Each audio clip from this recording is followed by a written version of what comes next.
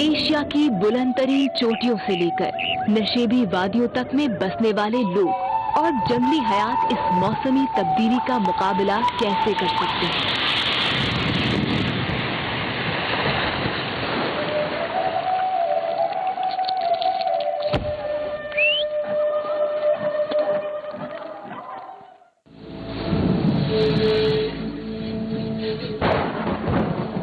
Kyrgyzstani घोड़े की सख्त मगर हैरत अंगेज दुनिया में खुशामदीद।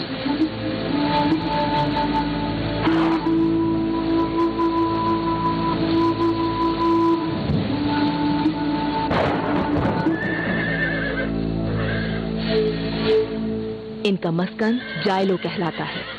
ये किर्गिस्तान की तयांशन पहाड़ियों की ऊंची पहाड़ी चरागाह।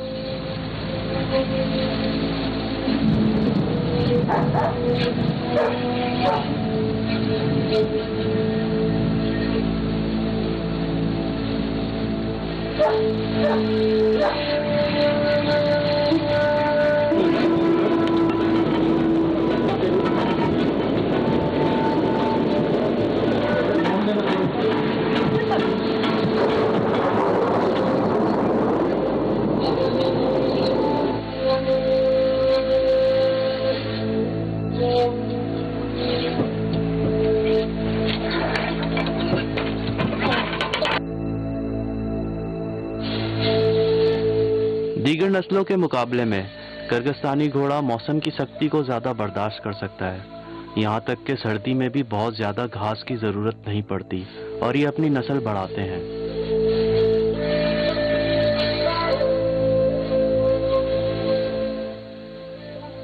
पैदा होने वाले बच्चे उठते हैं और घोड़ी के पीछे चलना शुरू कर देते हैं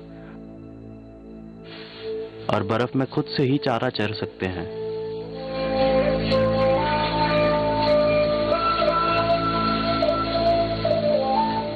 इस मकामी किर्गिस्तानी घोड़े को बचाए रखना हमारा मिशन है, जो पूरी तरह एक कुदरती मंजर है। मेरे लिए घोड़ा एक खास मकाम रखता है। ये अपनी मिसाल आप है जिसकी हम सब ख्वाहिश कर सकते हैं, और ये इंसान और फितरत के बीच एक गहरे ताल्लुक को जाहिर करता है। मेरे वालिद सारी जिंदगी घोड़ों की परवरिश करते रहे, ज्यादातर तालास फार्म नंबर 113 में काम करते हुए। मैं एक जीनियात दान हूँ और मैंने खुलिये की सतह पर घोड़ों के क्रोमोसोम का मुताला किया है, ये देखने के लिए कि वो किर्गिस्तानी घोड़े की एनाटॉमी और फिजियोलॉजी को किस तरह मुतासिर करते हैं।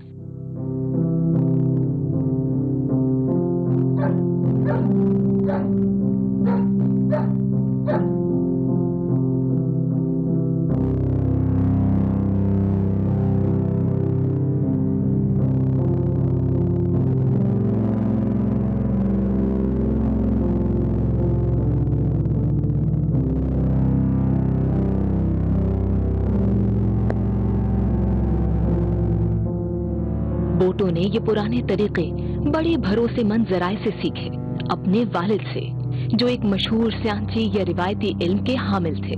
ये तर्ज जिंदगी है जिसने किर्गिस्तानी चरवाहों को हजारों साल से फितरत के साथ हम आहंग रहने में मदद दी, और ये किर्गिस्तानी घोड़े की मुनफरिद खुसूसियात पर मबनी था।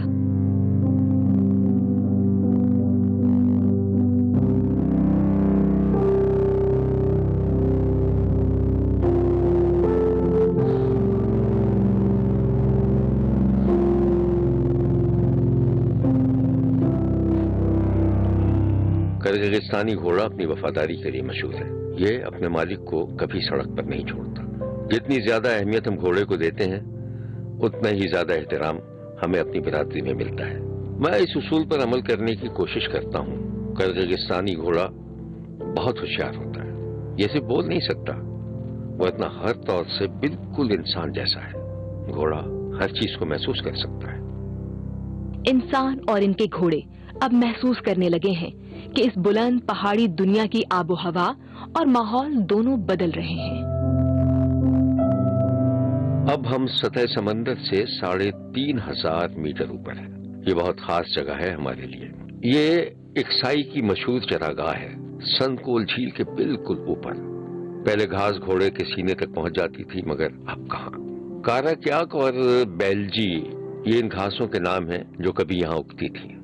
गर्मियों में ऊंची चरागाहों की तरफ हिजरत करना किर्गिस्तानी लोगों का वो तरीका था जिससे वो मिट्टी को महफूज रखते थे और इन कीमती घासों को बरकरार। हम अक्सर हिजरत करते हैं ताकि चरागाहों के चरे जाने में तवाजुन कायम रहे। अगर हम सारा मौसम एक ही जगह पर लगे रहें, हम इस मिट्टी को जरूरत से ज्यादा इस्तेमाल कर जाएंगे जो घास के उगने के लिए जरूरी है। ऐसे में सब कुछ हाथ से निकल जाएगा।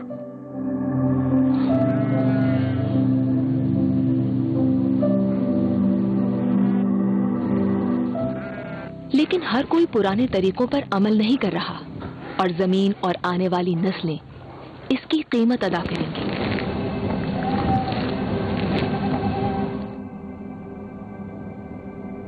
मौसमियाती तब्दीली ने दुनिया को इतना काबिले तवक्को नहीं छोड़ा और ज्यादातर चरवाहों की तबाहकुन तरीकों ने इस मसले को मजीद बढ़ा दिया है।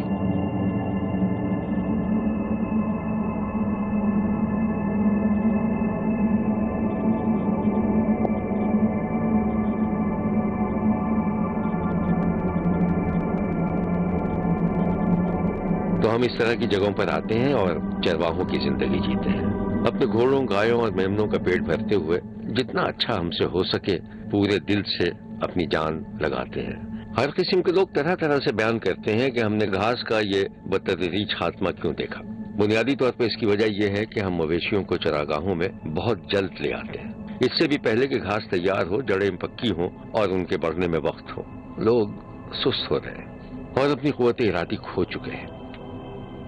जब चरवाहों के जानवर निचली चरागाहों को जरूरत से ज्यादा चढ़ जाते हैं तो माहौलियाती निजाम तवाजुन से हट जाता है, क्योंकि आमतौर पर सेहतमंद मिट्टी जंगलों से भी निस्बतन ज्यादा कार्बन जज्ब करती है। लेकिन बोटो और इसका पूरा खानदान इस अनमोल बुलंद पहाड़ी माहौल को बचाने की जंग में मजबूत इत्तेहादी है। ये छोटी टांगों वाला जमकर चलने वाला किर्गिस्तानी घोड़ा है।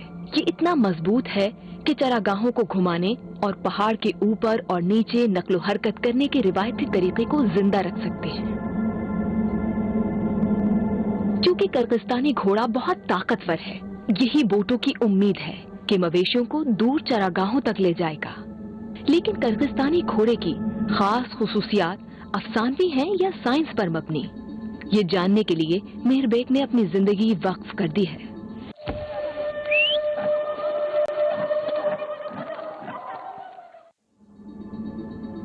नारेन में 58, तालिस में 60 और चोनेलाई इलाकों में 28 घोड़ों से लिए गए डीएनए के नमूनों पर मॉस्को की एक लैब में मुताला किया गया।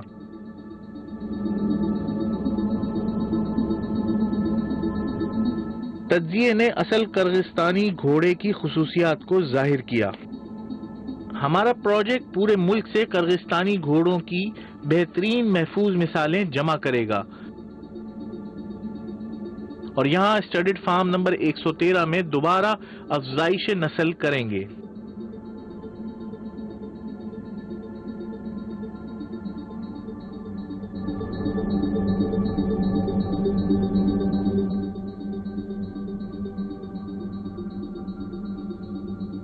स्याही माइल भूरा रंग किर्गिस्तानी घोड़ों का महज रंग है। गहरा रंग सर्द मौसम में सूरज की किरणों को जज्ब करने का सबब बनता है।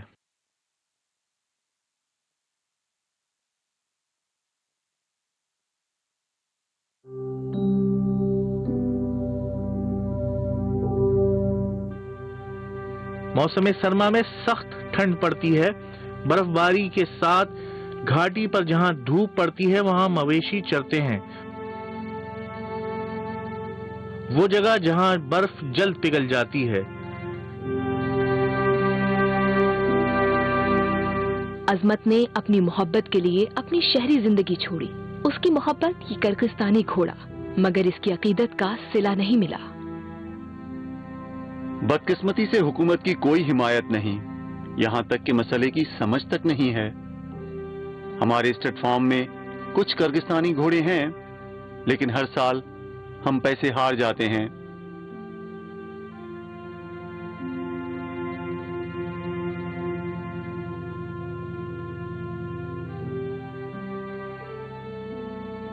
घोड़ियां बूढ़ी हो रही हैं और नस्ल कम बढ़ रही है।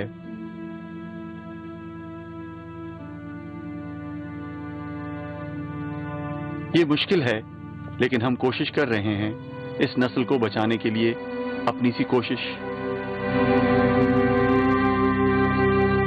ये लोग और इनके अजीज किर्गिस्तानी घोड़े किसी पुरसाने हाल से महरूम अपनी मदद आप जीते दिखाई देते हैं, लेकिन इलाके में मुकामी लोगों का एक इश्तराक जो गोल्डन हूफ के नाम से जाना जाता है, अनकरीब घोड़ों की एक तजर्बाती तादाद को बहाल करने के लिए आजमाइशी ब्रीडिंग फार्म शुरू करने वाला है। तो क्या किर्गिस्तानी घोड़ा दोबारा अपने अफसानवी परों से लोगों को वस्ती एशिया की बुलंद तरीन पहाड़ों पर उड़ने में मदद देगा?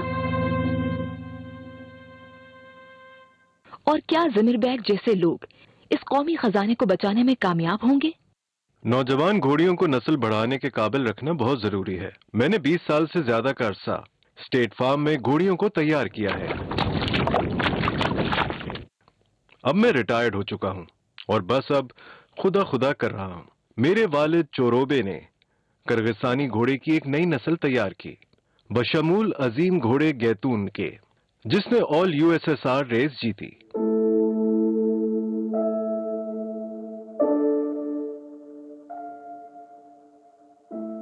मरलान ने हमें दिखाया कि इन लतीफ फिजाओं में अब भी फाते पैदा होते हैं।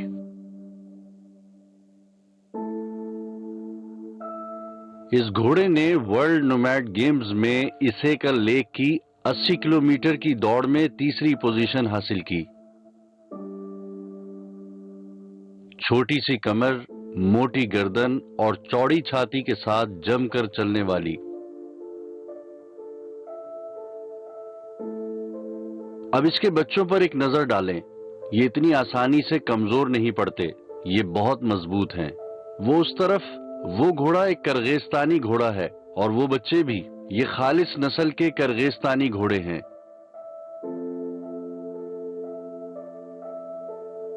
वो बगैर कोई नाल पहने हिफाजत के साथ पथरीले इलाकों को अबूर कर सकते हैं। गैर मुकामी नस्लों के घोड़ों की तरह वो भी सख्त पहाड़ी इलाकों में ठोकर नहीं खाते। वजन गिराए बगैर सर्दी को आसानी से बर्दाश्त करते हुए वो मुकामी हालात के मुताबिक ढल चुके हैं।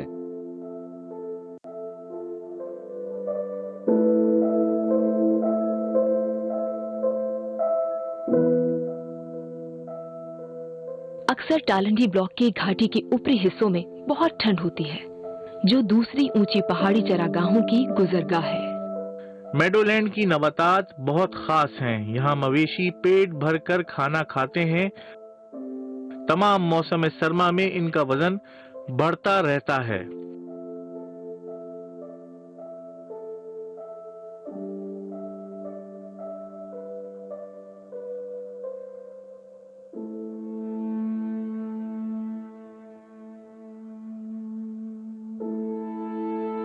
घास छोटी है मगर ग़िज़ाइयत से भरपूर है,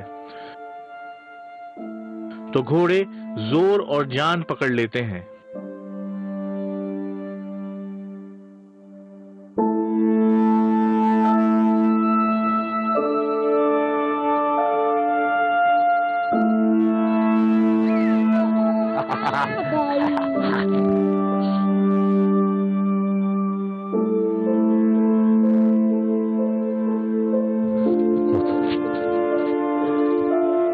ये आधे चांद की रात है। बोटो और तमाम चरवाहे जिन्होंने मवेशियों के साथ काम किया, कल गर्मियों की ऊंची चरागाहों से उतरने से पहले मिलकर आखिरी खाना खा रहे हैं। बोटो के लिए ये एक ऐसा मौका है कि वो एक बार फिर दोस्तों की महफिल लगाए और नस्लों से इस खानदान ने इस जमीन की देखभाल करने में जो सीखा है, इससे अपने दोस्तों को भी कुछ सबक दे। क्या अपने भाइयों के लौटने पर खुश हो? आओ बैठो। तुम कहाँ से आ रहे हो? क्या मेरे मवेशियों को नीचे ले जा रहे हो? ओह, तुम तो जम रहे हो बेचारा। करमान बेग अभी तक नहीं आया? अभी तक नहीं। तुम अपनी जैकेट क्यों नहीं उतारते? तुम कब आए? मैं आज सुबह पहुंचा।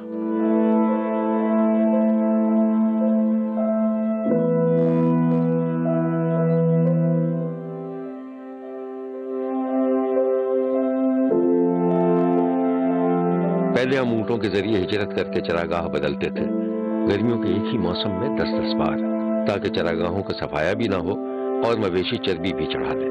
لیکن 12 ماسی گھاس کی طاقت میں عجیب کمی آئی ہے، وہ اگتی ہے مگر پہلے جیسی غذائیت کے بغیر، اور لوگوں نے مویشیوں کو لے کر چراگاہوں سے چراگاہوں تک گھومنا چھوڑ دیا ہے۔ ہم چرواہوں کے مسائل اٹھانے کی کوشش کرتے ہیں، لیکن کم ہی لوگ کان دھرتے ہیں اس طرف۔ کئی مویشی پالنے والے سونکول جھیل کے سامنے سے 4 مہینوں تک نہیں ہٹتے۔ وہ چراگاہیں بدلنے کی درد سری پالتے ہی نہیں، اور انہیں اپنی تباہ کاریوں کا کوئی اندازہ نہیں ہے۔ دور بہت سی چراگاہیں ہیں جو پرانے دنوں میں بہت استعمال کی گئیں۔ لوگ شکایت کرتے ہیں کہ اتنی اونچی جگہوں تک پہنچنے کے لیے ٹرانسپورٹ ہی نہیں ہے، لیکن ہمیں اپنے قرغیزستانی گھوڑے نہیں بھولنا چاہیے، اور اس کی بھاری بوجھ اٹھا کر پہاڑ پہ چڑھنے کی صلاحیت کو بھی نہیں۔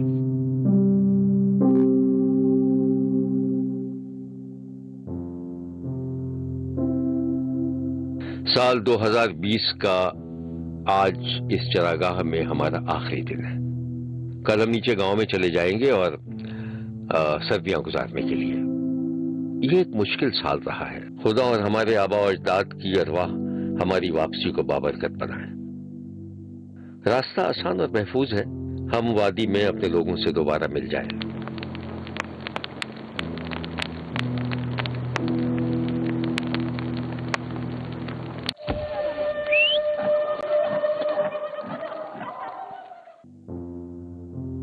بلند پہاڑی چراگاہ میں صبح ہو چکی ہے اور گاؤں کے لیے گہرائی کی طرف سفر شروع ہونے والا ہے۔ مراد گدھے پر سوار ہو جاؤ اور چھوٹے میمنے کو اپنے ساتھ لے جاؤ۔ اونٹوں پر سامان لادنے کا وقت آ گیا ہے، جو سب سے زیادہ بوجھ اٹھائیں گے۔ کیا میں اونٹ کا منہ باندھ لوں؟ تمہیں پہلے پہنچ کر ریوڑ کا انتظار کرنا چاہیے۔ ٹھیک ہے، پانی کے چشمے کائنڈی کے قریب۔ ہاں وہیں۔ ارے عمر، یہ قالین بہت چھوٹا ہے، یہ سائز بہتر رہے گا۔ اس آخری کیمپ سائٹ پر سرگرمی کا شور ہے، یہاں تک کہ بوٹوں کی ننھی بیٹیاں مدد کرنے کی کوشش میں لگی ہیں۔ چائے پینے کا وقت ہے۔ شکریہ، میں پی چکا ہوں۔ اچھا، پھر آگے بڑھو، میں بعد میں آؤں گا۔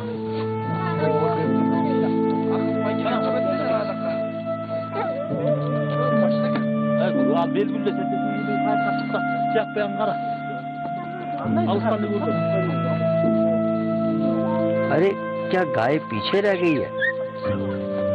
غالباً دوسری گائے بھی یہاں نہیں ہے۔ پھر واپس جاؤ اور انہیں پکڑو۔ ٹھیک ہے، میں جا رہا ہوں۔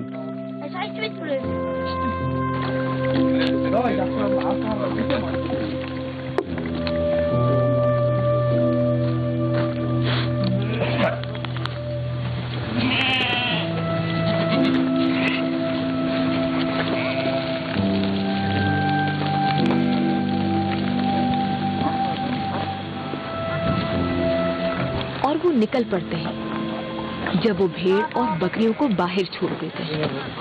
جلد ہی جانوروں کی ایک شاندار پریڈ شروع ہو جاتی ہے۔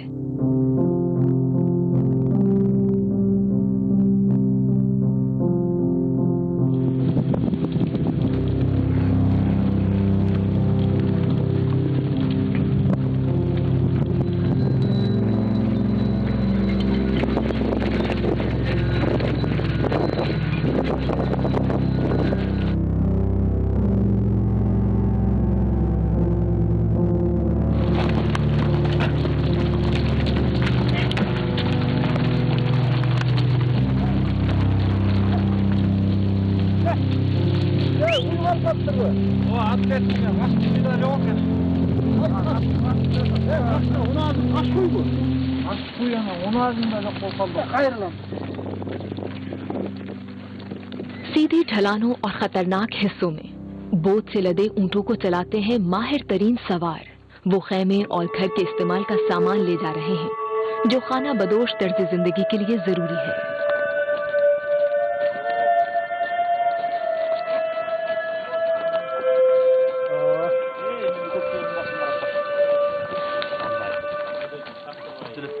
اور اونٹوں کے پیچھے ہی بوٹوں کے قابل اعتماد 2 رنگے گھوڑے کی پشت پر سوار ہیں سب سے انمول سوار، उसकी बीवी और 2 नन्ही बेटियां।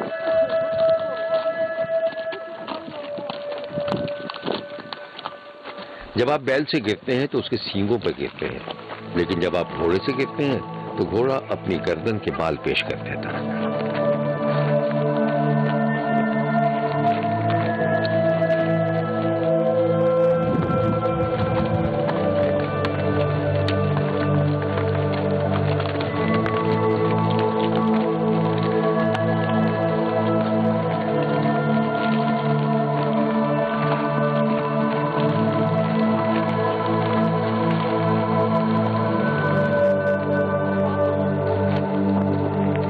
पर सवार बोटो संभल कर चलते भारी भरकम ऊंटों को खतरनाक पहाड़ी रास्तों से नीचे ले जाता है।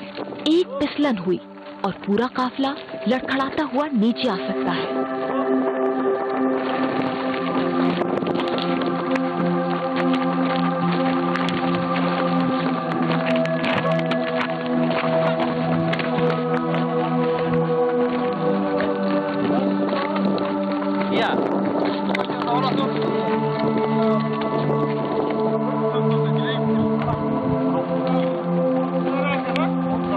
लेकिन किर्गिस्तानी खानाबदोश पहले और भी बहुत ज्यादा खतरात का सामना कर चुके हैं और इन्हें हमेशा किर्गिस्तानी घोड़े की शक्ल में एक इत्तेहादी मिल गया, खास तौर पर अरुकोन और खुरोश के दौरान, जब 1 सदी कबल बहुत से लोग चीन फरार हो गए थे।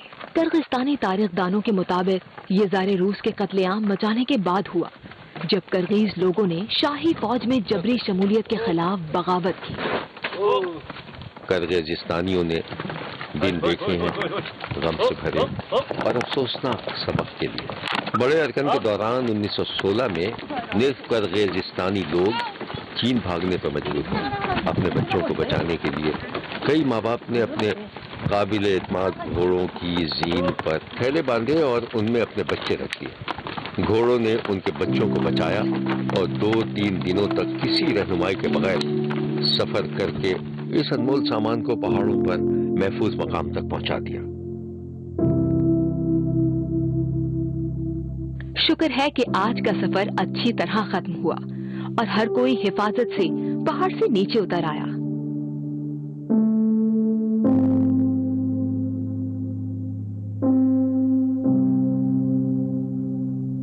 खुदा का शुक्र है कि हम बगैर किसी हादसे के उतर आए।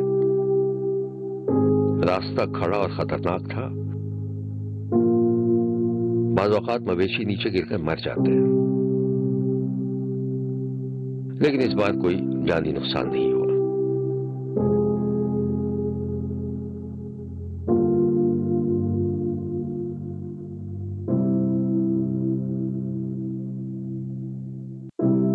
हमारे घोड़ों और ऊंटों की बर्दाश्त की वजह से हम पहाड़ से नीचे उतर पाए। खुदा का और हमारे आबा और अजदाद की अरवाह का शुक्रिया।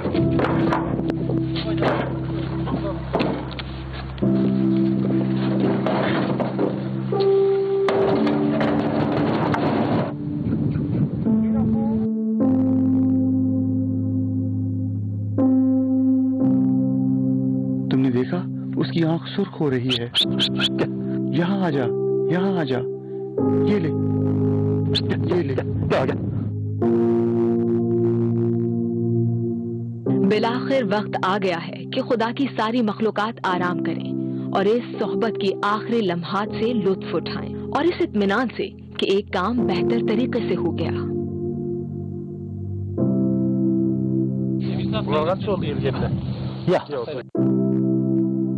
हम बाहिफाजत उतर आए हैं और हमारा सफर भी जारी है।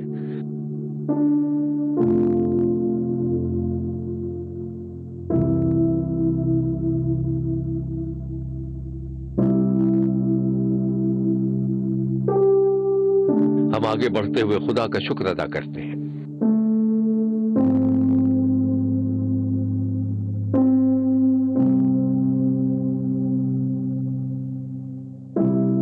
घर की जानिब सफर के आखिरी दौर में, चाहे घोड़े पर हो या बोटों की गाड़ी या ट्रक में, हर कोई खामोशी से सोच रहा है कि चरागाहें ठीक हो जाएंगी, क्योंकि वो जानते हैं कि किर्गिस्तान के घास के मैदानों के बगैर कोई मुस्तकबिल नहीं है, ना पुराने तर्ज जिंदगी का, ना ही किर्गिस्तानी घोड़े का।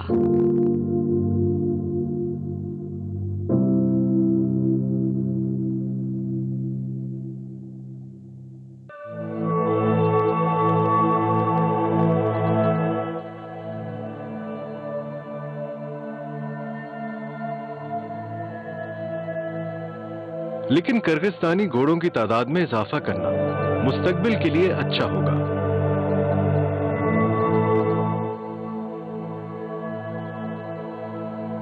اور غیر ملکی گھوڑوں کی درآمد نے صرف ہماری مقامی نسل کو خراب کیا ہے۔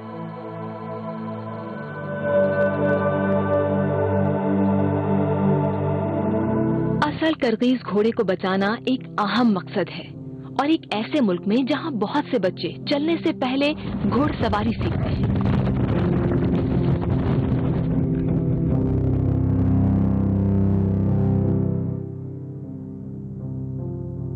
اگر ہم اپنے گھوڑے کی نسل کو محفوظ کرنے کا بندوبست نہیں کر پاتے تو ہمارے اپنے بچے ہم سے پوچھیں گے کہ ہم کیوں نہ کر پائے۔ کون ہے جو 10 سے 20 ہزار ڈالر کا درآمد شدہ گھوڑا خریدنے کی سکت رکھتا ہو؟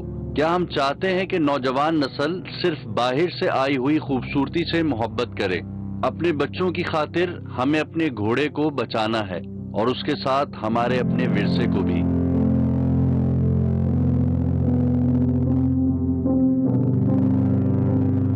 کرغزستانی گھوڑا ایک پرانا دوست، ایک قابل اعتماد اتحادی اور ایک محنتی کارکن ہے جو کرغزستان کے قیمتی بلند پہاڑی ماحول کو محفوظ رکھنے کے لیے ضروری ہے۔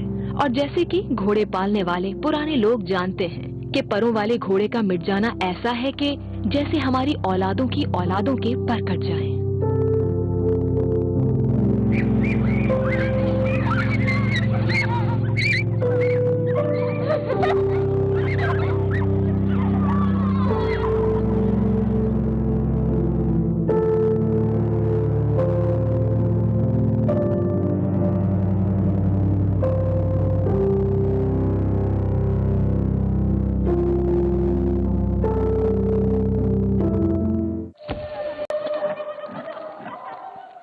السلام علیکم ناظرین، آپ وقفے سے پہلے ایک بہت ہی زبردست قسم کی دستاویزی فلم دیکھ رہے تھے جو کہ کرغزستان کے گھوڑے سے متعلق تھی۔ تو کرغزستان کے اس گھوڑے کے حوالے سے یہ ڈاکومنٹری ہے، اس کے جو پروڈیوسرز ہیں اس میں جمیلیا جینابووا اور اس کے علاوہ ایبک ہیں ہمارے ساتھ، جو کہ بہت ہی زبردست قسم کا کرغز پہ انہوں نے کرغز کا جو اسپیشلی گھوڑے ہے اس پہ بڑی ریسرچ کیا، اور کلائمیٹ چینج جو ہے وہ کس طریقے سے اثر انداز ہو رہا ہے کرغزستان پہ، اس پہ ان کا کام بہت ہی زبردست تھا، تحقیقی تھا، جس طرح کہ آپ نے دیکھا ہے۔ جمیلیا، سب سے پہلا میرا سوال جو ہے وہ آپ سے، آپ ایک بیسیکلی آپ کیونکہ انوائرمنٹلسٹ ہیں، ماحولیات کے حوالے سے آپ کا بہت ہی وسیع اور زبردست قسم کا تجربہ ہے۔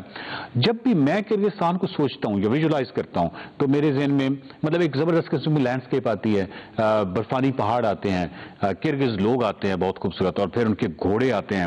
تو یہ تمام چیزیں جو ہیں جب بھی میں سوچتا ہوں کرغزستان کے بارے میں، یہ شاید دنیا کو کوئی فرد سوچتا ہے کہ کرغزستان کے بارے میں، تو گھوڑے کے بغیر وہ کرغزستان کو تصور بھی نہیں لا سکتا۔ 4000 سالوں سے جو کہ ایک کامیابی کے ساتھ ایک بریڈ تھی، اور وہ ایک گھوڑا جو ہے وہ تسلسل کے ساتھ ایک زبردست قسم کا کردار ادا کر رہا تھا کرغز لوگوں کی زندگی میں، کہ اچانک کیا ہوا ہے کہ اچانک اس طرح کے تھریٹس جو ہیں وہ کرغز گھوڑے کے بھی، اور اوورآل جو موسمیاتی تبدیلیوں کے نتیجے میں کرغز لوگ جو ہیں وہ متاثر ہو رہے ہیں۔ تو ڈیفینیٹلی ہمارے لوگ بھی ہائی لینڈز پہ جاتے ہیں، پامیر کی بلندیوں پہ جاتے ہیں، تو یہ ڈائریکٹلی لنک کرتا ہے پاکستان کے ساتھ بھی یہ معاملہ۔ تو یہ وجوہات کیا ہیں، اس تھریٹ کی وجوہات کیا ہیں؟ Yes, good day everyone. I'm glad to be here. Thank you very much for inviting us over. بہت بہت شکریہ کہ آپ نے مجھے اس دستاویزی فلم پر بات کرنے کے لیے مدعو کیا۔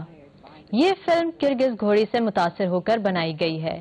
یہ ایک ایسا جانور ہے جو ہزاروں سالوں سے کرغز خانہ بدوشوں کے ساتھ رہا ہے، اور ہماری ثقافت اور ہماری تاریخ کرغز گھوڑے سے جڑی ہوئی ہے۔ پچھلے کچھ 150 سال سے یہ ہوا کہ کرغز گھوڑا غائب ہونا شروع ہو گیا، کیونکہ اسے دوسری نسل کے گھوڑوں کے ساتھ پالا جانے لگا جو کہ کئی ملکوں سے امپورٹ کیے جاتے تھے۔ اس کا مقصد یہ تھا کہ گھوڑے کو بڑا اور مضبوط بنایا جا سکے تاکہ اسے نیچے کی زمینوں میں استعمال کیا جا سکے۔ سوویت یونین کے زمانے میں کرغز گھوڑا معدومیت کے خطرے سے دوچار تھا، کیونکہ یہ زراعت کے لیے کوئی خاص کارآمد نہیں سمجھا جا رہا تھا۔ آج کل ہمیں موسمیاتی تبدیلی کا سامنا ہے، اور اس موسمیاتی تبدیلی سے خوراک کا بحران پیدا ہوگا، قدرتی آفات کا بحران جنم لے گا، اور نقل مکانی کا بحران پیدا ہوگا۔ یہ سب مل کر کئی سارے لوگوں کے لیے ایک معاشرتی بحران کا سبب بنے گا، جو کہ ان علاقوں میں رہتے ہیں جو کہ موسمیاتی تبدیلی کے اعتبار سے سب سے زیادہ متاثر ہیں۔ کرغزستان ان ملکوں میں شامل ہے جو کہ بڑھتی ہوئی موسمیاتی تبدیلی کے اثرات سے سب سے زیادہ متاثر ہے. اس لیے اس وقت کرغز گھوڑے اور کرغزستانی لوگوں کے لیے ایک جیسے چیلنجز ہیں. سب سے بڑا چیلنج تو معدومیت کا ہے، یعنی کہ اگر آج ہم کرغز گھوڑے کو صحیح سے نہیں پالیں گے تو وہ معدومیت کے خطرے سے دوچار ہو سکتا ہے، اور پھر کرغز لوگوں کو بھی اس معدومیت کے خطرے کا سامنا کرنا پڑے گا. ان حالات میں سب سے اہم یہ ہے کہ اگر ہم کرغز گھوڑے کو بچائیں گے تو وہ بھی کرغزستان کی ثقافت اور تاریخ کو محفوظ رکھنے میں کرغزستان کے لوگوں کے لیے مددگار ثابت ہوگا. آج کرغز گھوڑے کو اپنی بقا کے لیے انسانی میل جول اور مدد کی ضرورت ہے، اور ایک دن موسمیاتی بحران سے جوجھتی انسانیت کی بقا میں کرغز گھوڑا بھی مددگار ثابت ہوگا. ایک آپ کی کرغز کے گھوڑے کے حوالے سے بہت ہی زبردست قسم کی ریسرچ بھی ہے، آپ بہت کچھ جانتے بھی ہیں. کرغز کے جو گھوڑا ہے اسپیشلی یہ جو اسپیشل بریڈ ہے، اسی حوالے سے میرا سوال ہے کہ اسی ڈاکومنٹری فلم میں ہم نے دیکھا کہ ایک ڈی این اے سیمپل جو کہ ماسکو میں لے کے جایا گیا، اور اس کے بعد جب ریسرچ کی گئی تو معلوم ہوا کہ جو کرغز گھوڑے کی یہ والی مخصوص نسل ہے یہ بالکل مختلف ہے. میں یہ پوچھنا چاہتا ہوں کہ کرغز کا یہ جو گھوڑا ہے، کرغز گھوڑا جس کو ہم کہیں، تو یہ کس قدر مختلف ہے، کس قدر ڈسٹنکٹیو ہے، کس قدر ڈفرینٹ ہے ریسٹ آف دا بریڈ یا جتنے بھی ہارسز ہیں دنیا میں باقی گھوڑوں سے؟ کرغز کا گھوڑا کیسے مختلف ہے؟ مجھے دعوت دینے کے لیے شکریہ. کرغز گھوڑے نے بہترین طور سے مقامی آب و ہوا اور مقامی ماحول کو اپنایا ہوا ہے. وسطی ایشیا کے پورے خطے، خاص طور پہ وسطی ایشیا کے پہاڑی علاقے اس کے لیے موزوں ہیں. وسطی ایشیا در حقیقت کرغز گھوڑے کی جسمانی ساخت، اعضاء کے افعال اونچائی پر رہنے کے لیے بالکل موزوں ہے، جس کی بنا پر کرغز گھوڑا سطح سمندر سے 3 سے 4 ہزار میٹر کی بلندی پر رہ سکتا ہے، اور اس کی جسمانی ساخت اسے بہت اچھی طرح سے رہنے میں مدد دیتی ہے. یہ اونچی چراگاہوں میں رہتے ہیں، اپنی نسل بڑھاتے ہیں اور وہاں پر چراگاہوں پر انحصار کرنے والوں کو تقویت فراہم کرتے ہیں. آپ دونوں کا بہت شکریہ، آپ نے بہت ہی زبردست قسم کی معلومات ہمیں دی، اور یقیناً یہ معلومات آپ ہی دے سکتے تھے. اس کی وجہ یہ ہے کہ جس طریقے سے کرغزستان میں آپ رہے اور جتنا آپ نے کلوزلی اس کو دیکھا، اس کا سارا کلائمیٹ چینج وہاں پہ لوگوں کو ملے، یہ انفارمیشن آپ ہی دے سکتے تھے، اور یہ انفارمیشن جو ہے وہ بنیادی طور پہ ایک انتباہ ہے ہمارے لیے، ہم سب کے لیے. بہت شکریہ. اندریا ہیں اس وقت ہمارے ساتھ. اندریا جو ہیں یہ کرغزستان کے گھوڑے کے حوالے سے اور اس کو بچانے کے حوالے سے ان کی ایکسپرٹیز ہیں، یہ ایکچولی ماہر ہیں. اندریا، تھینک یو ویری مچ، آپ نے ہمیں جوائن کیا. آپ سے میرا سوال یہ ہے کہ ہم نے کرغزستان کے گھوڑے کے حوالے سے اس ڈاکومنٹری فلم میں دیکھا ہے کہ ایک تو یہ بہت ہی ریئر ہے اور ایک یہ بہت زیادہ خطرے میں ہے. اگر یہ جو ایک پیس ہے، ڈیفینیٹلی کیونکہ آپ اس کی ماہر ہیں تو آپ جانتی ہوں گی کہ ایک خاص پیس ہے اس کی جو تبدیلیاں ہو رہی ہیں، کلائمیٹ چینج ہو رہا ہے، اور اسی پیس کے ساتھ یہ جو گھوڑا ہے یہ متاثر ہو رہا ہے. اس کرنٹ پیس کو دیکھا جائے تو آپ کیا سمجھتی ہیں کہ اس کے جو لینڈسکیپ پہ کیا اثرات ہوں گے، وہاں پہ جو کرغزستان میں لوگ رہ رہے ہیں ان کی زندگیوں پہ کیا اثرات ہوں گے، اور اگر ان کو مائگریٹ کر کے کہیں جانا پڑتا ہے تو یہ تمام جو منظرنامہ ہے یہ تو کافی پریشان کن ہے. کیا کہتی ہیں آپ اس کے بارے میں؟ السلام علیکم dear friends, greetings from Kyrgyzstan. اور مجھے پروگرام میں بلانے کے لیے بہت شکریہ. جی ہاں، در حقیقت کرغزستان کے دیہی علاقوں میں بہت سے لوگوں کی زندگی کا انحصار لائف سٹاک کی افزائش پر ہے، اور یقیناً اس مرحلے پر بھی موسمیاتی تبدیلی نہ صرف مستقبل بلکہ موجودہ دور میں بھی ہم سب کے لیے ایک بڑی تشویش ہے، کیونکہ موسمیاتی تبدیلی واقعی لائف سٹاک کی افزائش اور ہمارے ملک کی زرخیزی کی شکل کو متاثر کر سکتی ہے. موسمیاتی تبدیلی سب سے زیادہ چراگاہوں کے وسائل پر اثر انداز ہوتی ہے، اور چراگاہیں لائف سٹاک بریڈنگ کی کامیابی کا سب سے بڑا عنصر ہیں. دیہی علاقوں میں ہمارے لوگوں کی زندگیوں پر لائف سٹاک کی افزائش میں موسمیاتی تبدیلی کا ایک اور زیادہ بالواسطہ اور زیادہ پیچیدہ اثر یہ بھی ہے کہ موسمیاتی تبدیلی زراعت کے شعبوں کے درمیان توازن کو بہت زیادہ متاثر کر سکتی ہے. مثال کے طور پر ہم لائف سٹاک بریڈنگ میں فصلوں کی پیداوار کے درمیان توازن کے بارے میں بات کر رہے ہیں. فصلوں کی پیداوار جو کرغزستان کی زراعت کا 48% ہے، زیادہ درجہ حرارت سے بہت زیادہ خشک سالی، کیڑے مکوڑوں اور بیماریوں کی وجہ سے خشک سالی اور فصل کی پیداوار میں کمی مقامی آبادی کی لائف سٹاک کی افزائش میں دلچسپی بڑھا سکتی ہے، اور یقیناً لائف سٹاک کی افزائش پر بہت زیادہ توجہ کی وجہ سے ملک میں لائف سٹاک کی مجموعی تعداد میں اضافہ ہو سکتا ہے، اور اس کے نتیجے میں چراگاہوں کا زیادہ استعمال ہو سکتا ہے. اور یقیناً یہ اچھی بات بھی نہیں ہے۔ میں اپنے قابل قدر مہمانوں کا بہت شکر گزار ہوں کہ انہوں نے ہمیں جوائن کیا۔ جس طریقے سے زمین متاثر ہو رہی ہے موسمیاتی تبدیلیوں کی وجہ سے، اور صرف زمین متاثر نہیں ہوگی بلکہ زمین سے جڑا ہوا انسان، اس کے علاوہ اینیملز، اس کے علاوہ جتنی بھی لائف ہے وہ متاثر ہوگی۔ تو اس تمام پیس کو ہم نے روکنا ہے، اقدامات کرنے ہیں۔ تو ان محققین نے تو اپنا فرض ادا کر دیا، اب ہم نے کرنا ہے۔ بام ارض کی جو باز گشت ہے یہ بہت ہی ایک خوبصورت سلسلہ ہے۔ اس سلسلے کی جو اگلی کڑی ہے وہ بنیادی طور پر اس بات کا مطالعہ ہے، اس بات کی تحقیق ہے کہ گلگت بلتستان کے اندر اور اسپیشلی وادی غزر کے اندر موسمیاتی تبدیلیوں کی وجہ سے، موسمیاتی تغیرات کی وجہ سے جو نفسیاتی امراض پیدا ہو رہے ہیں، کیونکہ جب مڈ فلڈ آتا ہے تو آپ کی زرعی زمین کو لے جاتا ہے، آپ کو مائگریٹ ہونا پڑتا ہے۔ یہ تمام انسانی المیے جو ہیں یہ ہم دیکھ رہے ہیں گلگت بلتستان میں، اور ان کے پیچھے موسمی تغیرات ہیں، موسمی تبدیلیاں ہیں۔ بام ارض کی باز گشت کے حوالے سے جو نیکسٹ ہے ڈاکومنٹری، اس کا موضوع پاکستان ہے، پاکستان میں گلگت بلتستان ہے، اور مجھے شدت سے انتظار ہے، آپ بھی انتظار کیجیے۔